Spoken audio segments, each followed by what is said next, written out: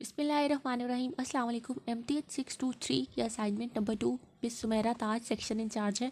इसके बाद आपको मिस सकिया रहमत की भी मिल जाएगी, आप वो भी मेरे चैनल पे चेक कर सकते हैं। इसके अलावा आपको MTH 623 के लेक्चर्स भी मिल जाएंगे, आप वो भी प्लेलिस्ट चेक कर सकते हैं। डिस्क्रिप्शन बॉक्स में लिंक होगा प्लेलिस्ट का, आप वहाँ से जाके लेक्चर्स भी ले सकते हैं। लेक्चर्स को आपको जो चीज़ समझ नहीं आती आप मुझे कमेंट सेक्शन में पूछ लें, अदरवाइज़ इंस्टाग्राम पे पूछ लें जहाँ से आपको समझ नहीं आ रही है। इसके अलावा अब हमारे पास यहाँ पे जो क्वेश्चन हैं, क्वेश्चन बेसिकली आपके पास मीट्रिक गिवन है, कोऑर्डिनेट मीट्रिक इन कोऑर्डिनेट x1 x2 के अंदर है, और आपने फर्स्ट पार्ट के अंदर सिर्फ उसके नॉन ज़ीरो क्रिस्टल सैम्पल्स बतानी है। Non zero crystal samples second kind के बताने हैं, इस बात का भी ध्यान में रखना है। अब आपने नॉन ज़ीरो क्रिस्टल सैम्पल्स तो बता दिए, उसके बाद आपने उसकी ज्योडिस्क इक्वेशन बनानी है। ये आपके पास एक लेक्चर, एक टॉपिक है पूरा ज्योडिस्क इक्वेशन वाला, आप वो भी जाके देख सकते हैं। एक पूरी इक्वेशन है और उस इक्वेशन के अंदर भी हमने उन नॉन ज़ीरो क्रिस्टल सैम्पल्स की वैल्यूज़ भी बतानी है। इट्स मीन पहला पार्ट तो उन्होंने बस कह दिया कि लिस्ट करें, मतलब सिर्फ लिखें और फाइंड नहीं करें, लेकिन जब हम दूसरा पार्ट करने लगेंगे ना, तो दूसरे पार्ट में हमें नॉन जीरो क्रिस्टल सैम्पल्स को फाइंड आउट भी करना पड़ेगा। तो इसलिए पहले हमने सबसे पहले तो आपके पास ये जो इक्वेशन गिवन है, इसको आप मीट्रिक फॉर्म में लिखें, GIJ फॉर्म में। तो हम इसको जब मीट्रिक फॉर्म में लिखेंगे GIJ फॉर्म में, तो वो कुछ इस तरह से लिखनी होगी। एक सेकेंड जी, ओके। वो कुछ आपके पास इस तरह से लिखने होंगे कि आपके पास x1 और x2 के अंदर है, तो ये x1 वाली टर्म के साथ कुछ भी नहीं है तो 1 है, x2 वाली टर्म के साथ आपके पास ये वाली टर्म है।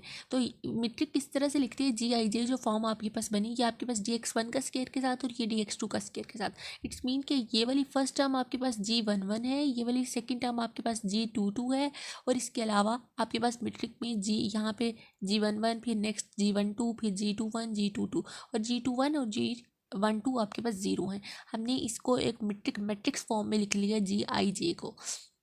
इसके बाद आपको G11 का पता चल गया, ये फर्स्ट इज द G11, और ये जो डायगोनल में है ये G22। अगर आपके पास नेक्स्ट ये 2x2 की मैट्रिक्स है ना, तो अगर आपके पास नेक्स्ट भी DX3 होता तो यहाँ पे हमारे पास G33 वाली वैल्यू आनी थी, 3x3 की होती। तो अब हमारे पास 2x2 की है, हमने यहाँ तक ही देखते हैं बस। अब आपके पास G11 क्या है, 1 है। G11 जब आपके पास 1 है तो आप देखें, अब आपके पास एक चीज़ गिवन थी क्वेश्चन में x1 और एक थी x2। अब x1 को हम कह लेते हैं, को प्लेसेस दे लेते हैं। x1 की प्लेस हम कर लेते हैं 1, और अभी आपको प्लेस समझ आ जाएगी कि क्या होता है। और x2 को प्लेस दे लेंगे 2। x1 को 1 प्लेस दे दी, x2 को 2 प्लेस दे दी। G11 1 है, ठीक है। अब 1 तो एक कांस्टेंट टर्म है, इसके अंदर कोई x1 या x2 वाली टर्म नहीं आ रही है। इट्स मीन कि आपके पास G11 के लिए कोई भी क्रिस्टल सैम्पल्स एग्जिस्ट ही नहीं करते हैं। अभी आप x2 ये G22 करेंगे, आपको समझ आ जाएगी कि क्या मतलब है। अब आपके पास G22 की ये इक्वेशन है, G22 की इक्वेशन के अंदर आपके पास x2 भी आ रहा है, x1 भी आ रहा है। इट्स मीन कि आप G22 अब आप लिखेंगे, इसके आगे आप लिख लें नो क्रिस्टोफल सैम्पल एग्जिस्ट, अगर आप लिखना चाहते हैं। अदरवाइज ना भी लिखें तो डायरेक्ट क्रिस्टोफल सैम्पल लिख लें, क्योंकि आपकी मैम ने डायरेक्ट क्रिस्टोफल सैम्पल्स ही मांगे हैं। देखिए अब आप क्या करेंगे, आपके पास यहाँ इस इक्वेशन के अंदर x2 वाली टर्म भी है, x1 वाली टर्म भी है। तो आप इस G22 को एक दफ़ा G22 कामा x2 भी है, x1 भी है, तो x1 की प्लेस क्या है 1, तो एक दफ़ा G22 कामा 1 लिखेंगे, फिर एक दफ़ा आप G22 कामा 2 लिखेंगे। अब इस ये जो दो बने हैं इसके अलॉन्ग आप क्रिस्टोफल सैम्पल्स बना लेंगे, ठीक है। अब मैं इसके अलॉन्ग क्रिस्टोफल सैम्पल बनाऊंगी। सबसे पहले गैमा, एक दफ़ा कॉमा 1 है तो 1 ऊपर ले जाएं, 2 नीचे, फिर इसकी शिफ्टिंग कर लें। फिर शिफ्टिंग किस तरह से होगी, गैमा आपके पास इधर ही रहेगा, गैमा इधर ही, ये 2 मैं ऊपर शिफ्ट कर लेती हूँ, 2 ऊपर चला गया, ये 1 नीचे शिफ्ट हो जाएगा, ये 2 इसकी जगह पे आ जाएगा, और ये 1 जो है वो नीचे शिफ्ट हो जाएगा। तो गैमा 2 2 1 आ गया। और जब 2 2 1 है, ये नीचे जो 2 1 है इसके कोरिस्पोंडिंग आपके पास आप इसको 2 2 1 है, आप इसको 1 2 भी लिख सकते हैं। तो ये आपके पास 3 क्रिस्टोफल सैम्पल्स बने G221 के लिए।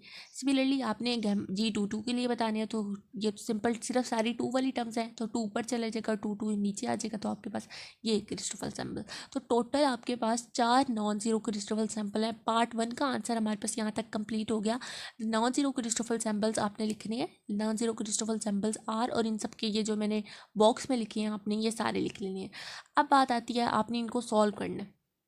सॉल्व करने से पहले हम इसकी ज्योडिस्क इक्वेशन की तरफ जाएंगे, जहाँ से आपके पास ज्योडिस्क इक्वेशन से आपको अंदाज़ा होगा कि आपने बेसिकली करना क्या है।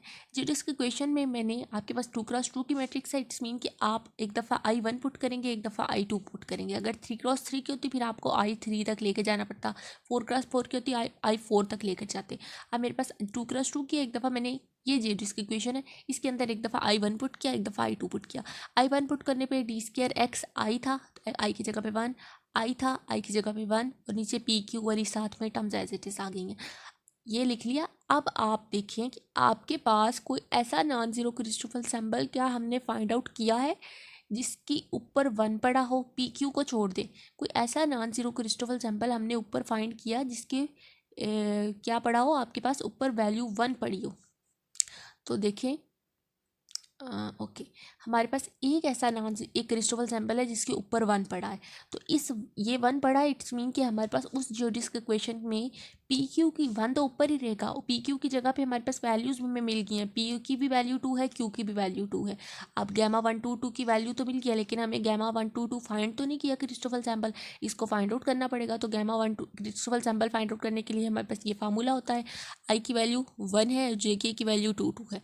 फार्मूला होता है GIR over 2 minus GJ comma R, फिर KR कामा जे, और फिर फर्स्ट और लास्ट वाला RJ कामा के। ये आपके पास फार्मूला बन गया। अब आपके पास आई क्या है, 1 है। आई की जगह पे मैंने यहाँ पे 1 पुट किया, R over 2 as it is.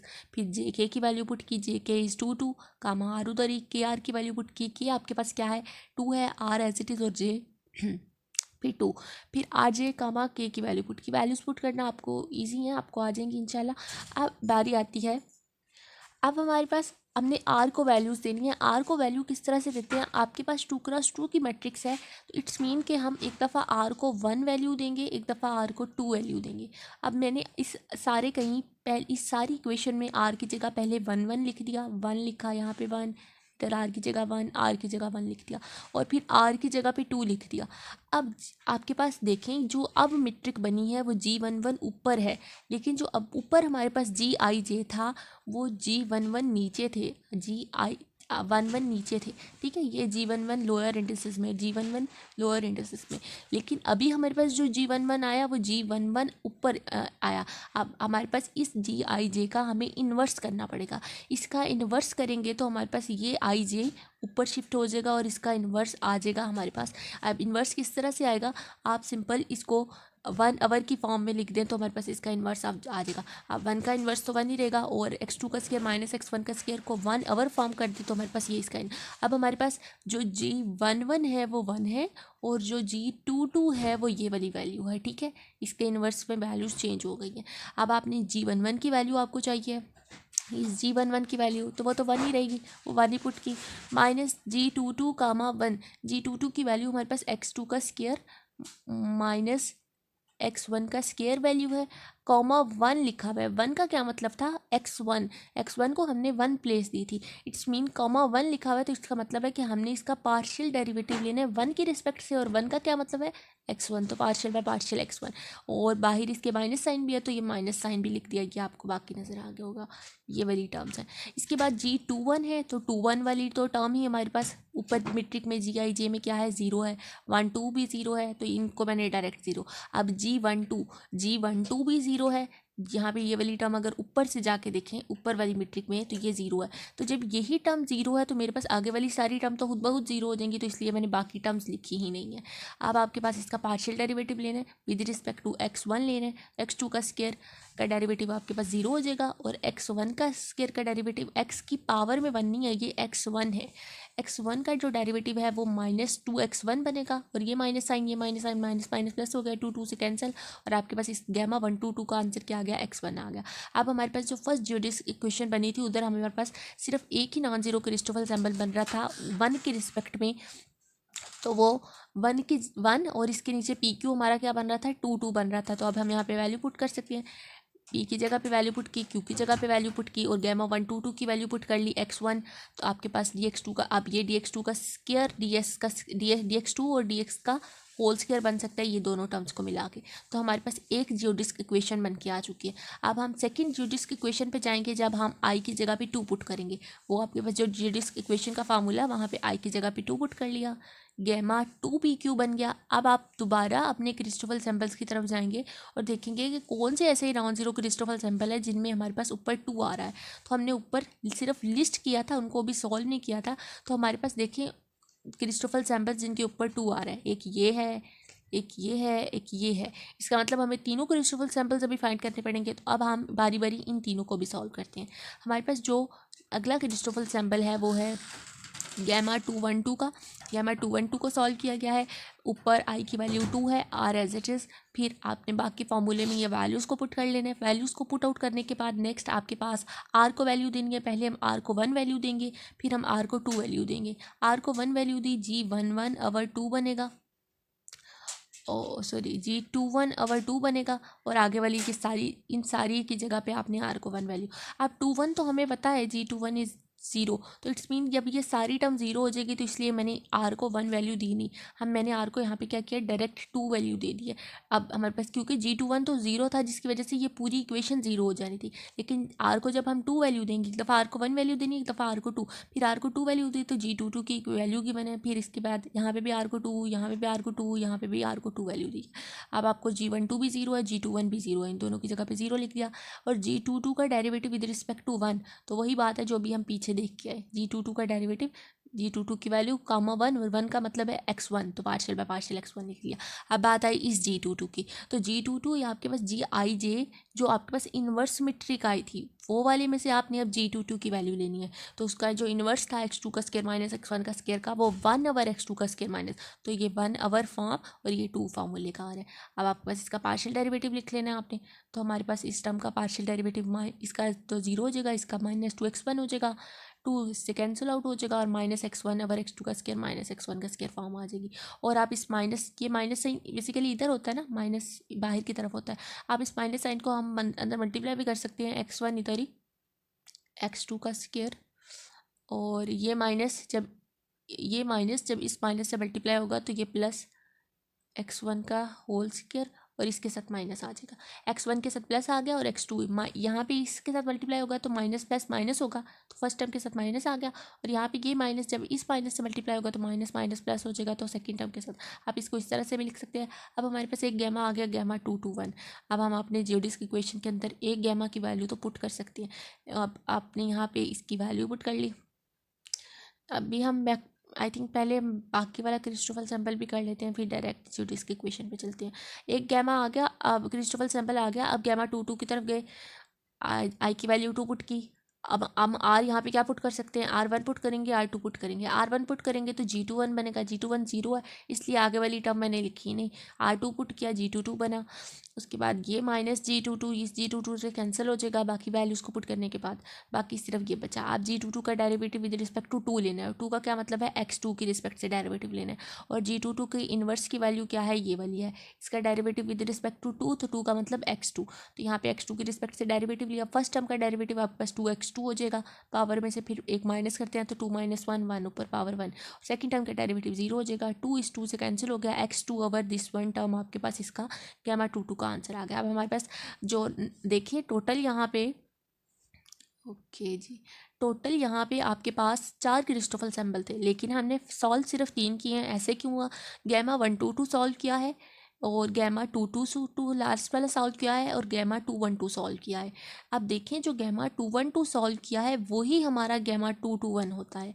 ठीक है, ये जो 12 वाली वैल्यू है ना, ये जो 12 है, इसको आप इस तरह से भी लिख सकते हैं 12 या 21, तो जो हमारा 12 होता है वही हमारा 21 होता है, तो दोनों का आंसर सेम आएगा। इसलिए हम इन दोनों में से कोई भी एक क्रिस्टोफल सैंपल यहाँ पे रख के सॉल्व कर लें तो हमारे पास इसका आंसर आ जाएगा।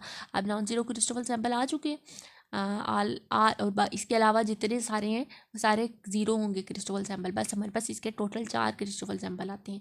अब सेकंड पार्ट के अंदर हम I2 पे पहुँचे हुए थे, हमने I को 2 पुट किया।